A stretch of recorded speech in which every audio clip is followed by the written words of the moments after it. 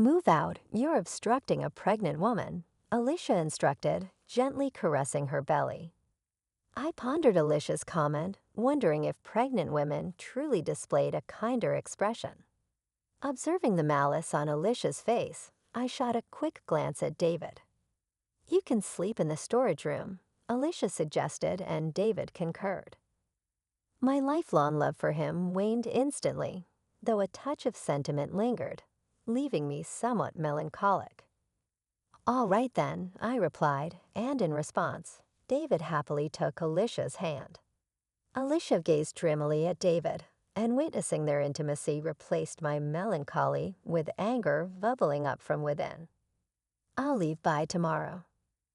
Yeah, maybe you should stay out tonight. After all, this is now mine and Alicia's home, David proclaimed joyously. I nodded slightly before exiting the house, contemplating what lay ahead, and cracking a smile. My name is Catherine Taylor. I'm a 46-year-old housewife. Before marriage, I worked intensely, but that was over 20 years ago. Nowadays, I enjoy daily chores and sipping coffee, just an ordinary middle-aged lady. My hobby is investing. I've been doing it since before marriage. Recently, I've been earning significant dividends, treating myself to lavish hotel brunches and spa visits, leading a pretty elegant life. My husband David is 40 years old, a salesman for a major company. He's gained quite a bit of weight, and frankly, he's been rather smelly lately. But he's good with words, given his profession. He may look big, but I love him. I felt he should probably lose some weight for health reasons, but he had this cute, mascot-like appeal, so I didn't see the need to force him into a diet. David and I have a daughter, Emily. She inherits David's features, slim, almost model-like in beauty. Not just in appearance, she's academically top of her class and excels in sports, even making it to national competitions. She's also humble and works hard. It feels like we, the geese, gave birth to a swan. Both David and I dote on Emily, and we've often been told we're overprotective. David has a bit of a weak spot for younger women, but he chose to marry an older woman like me and cherished our family, or so I thought. A little wandering gaze here, and there was inevitable. We've lived in a condo we bought around the time Emily was born, but it was getting old, and they were considering raising the maintenance fees recently. Amidst all this, Emily decided to share an apartment near her college. At the same time, one of my relatives approached us about inheriting a now vacant house. David and I decided to renovate that house and move there. But who could have known that this would cause issues between David and me, which had been smooth sailing up until then? The condo we had was a 4-bedroom, including a guest room, but the new house is just 2 bedrooms. Although it's smaller than before, considering our retirement, we made it a single story, and it's been very comfortable. One of the rooms, which serves as a study and a guest room, can be divided to make an additional room for Emily if she ever comes back. David started coming home late every night due to work dinners, and somehow always found reasons to go out, even on weekends. Sleeping next to David, who would come home reeking of alcohol and cigarettes, was unbearable for me. Even though we originally shared a bedroom, I've been sleeping in the study ever since we moved. When it came time to send out moving announcements, I mailed letters to various places. David isn't good with that sort of thing, so I took the initiative to send letters on his behalf to his family and relatives.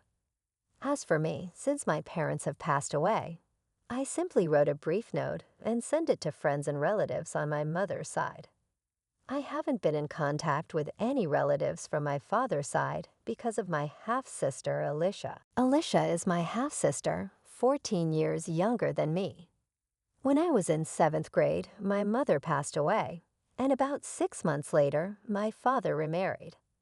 Alicia was born to him and his new wife.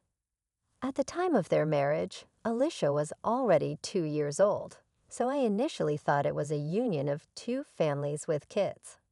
About 5 years into their marriage, my father and his new wife were involved in an accident and never returned. At their funeral, relatives from my dad's side told me that he and his new wife had been childhood friends, and everyone had always thought they would end up together. However, my mom had set them up through her boss, and my dad felt he couldn't refuse, leaving his childhood friend out in the cold. To think that behind their smiles, my dad had a child with his second wife was a huge shock to me. Every time we had a family gathering, Alicia's favorite foods were served. She had brand-named clothes, and she got the biggest room all to herself. If she wanted to go somewhere, they'd take her immediately. Meanwhile, I was burdened with all the chores, from preparing meals to doing laundry. I had to work part-time jobs, and all the money I earned was taken away. I also had a small storage room under the stairs, and I had to beg for even basic necessities. By the time Alicia was in elementary school, she had heard about my mom from the relatives and started looking down on me. I worked several part-time jobs to save money and finally moved out. It was impossible for me to harbor any positive feelings towards Alicia, and I never told her about my marriage or that I had a child. A few weeks after moving, I was having tea and relaxing when the doorbell rang. When I answered, a man's voice mumbled, "Delivery," and on the screen was a person looking down. I thought maybe David had ordered something and opened the door, only to be left speechless. "Oh, Alicia, why are you here?" "Hi, sis. Long time no see." "Just thought I'd drop by," Alicia said while wearing the hat I saw on the intercom. She wasn't a delivery person, but my half-sister. Without waiting for a response, she walked past me, entered the living room, and sat down on the couch. I followed her in a hurry, stood in front of her, and looked down. "I figured you wouldn't open the door if you knew it was me, so I used the recorded voice."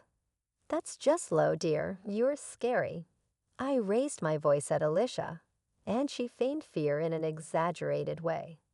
However, it was clear she was just putting on a show, and the proof was that Alicia had a smirk on her face.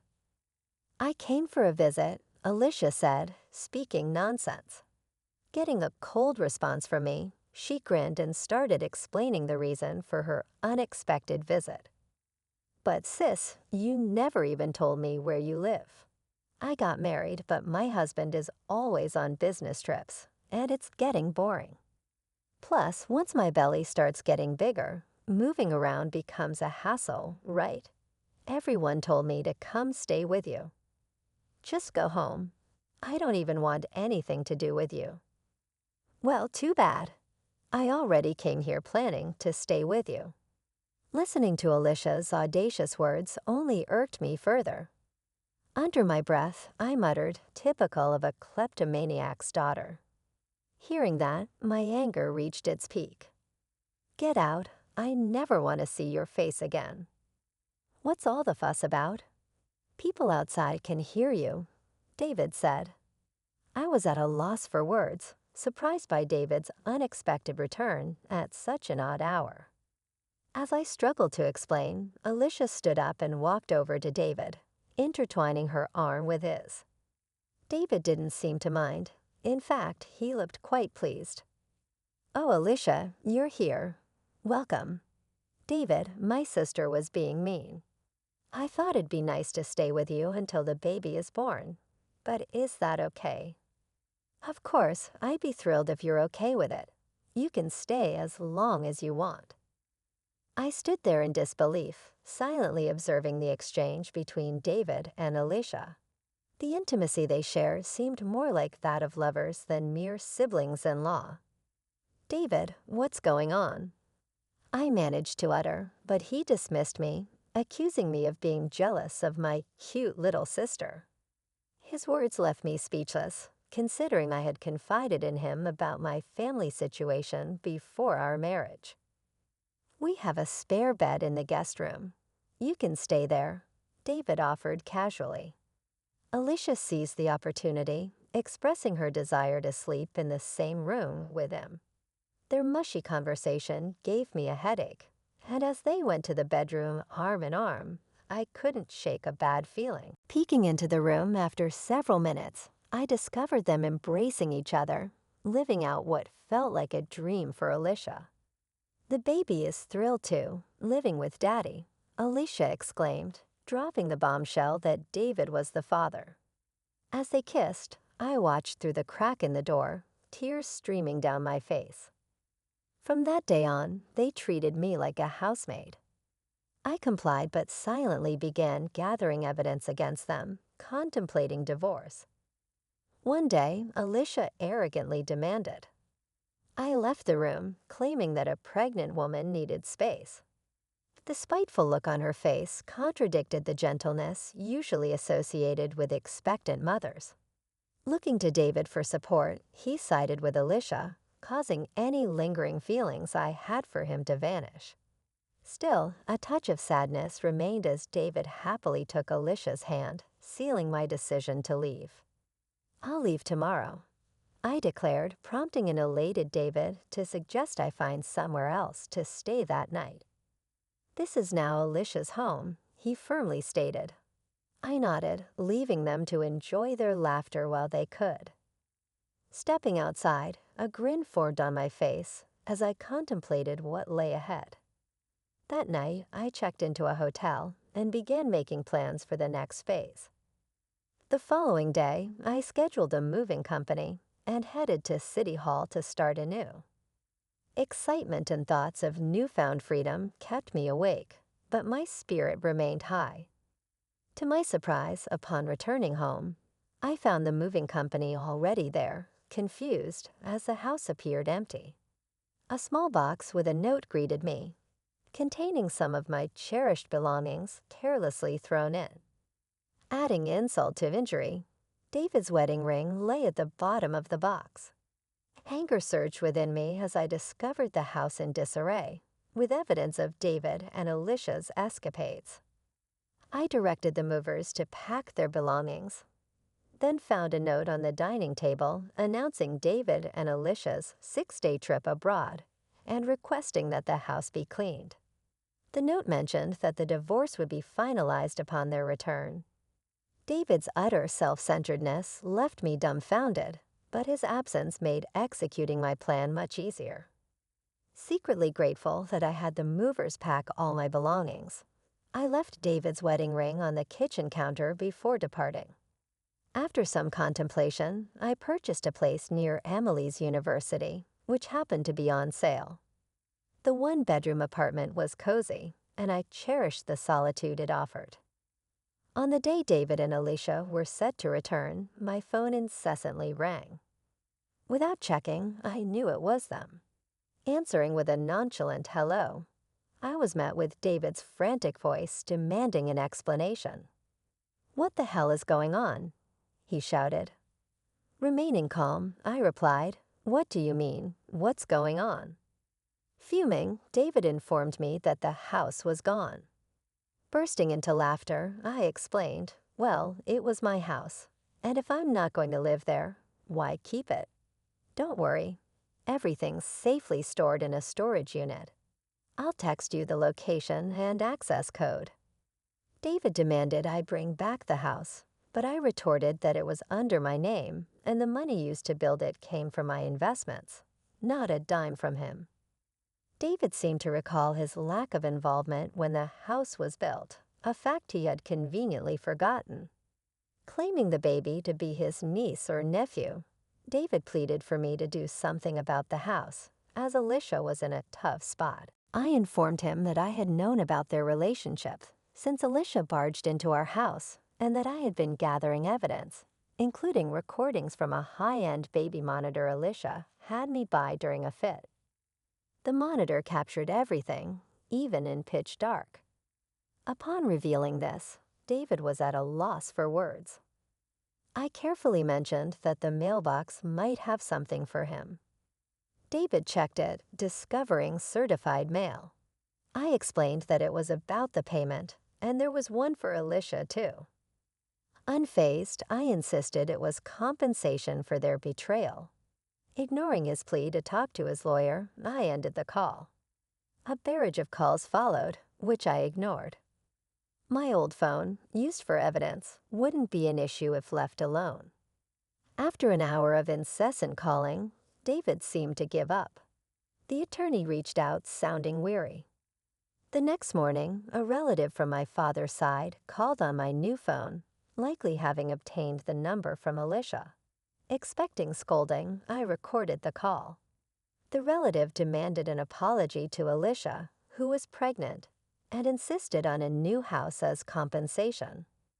Unyielding, I refused to apologize to the woman who had an affair with my husband. I asserted that Alicia should apologize and pay compensation. When accused of being a kleptomaniac child, I retaliated, stating that Alicia's actions reflected her father's betrayal. I instructed them to relay a message to Alicia to never get involved with me again, though I doubted she would have the chance. Hanging up on the babbling relatives, I felt the refreshing release of pent-up emotions. I contacted my lawyer, determined to bring Alicia and David to justice. The thirst for revenge lingered until I witnessed the dumbfounded expressions on their faces during our discussion at the lawyer's office.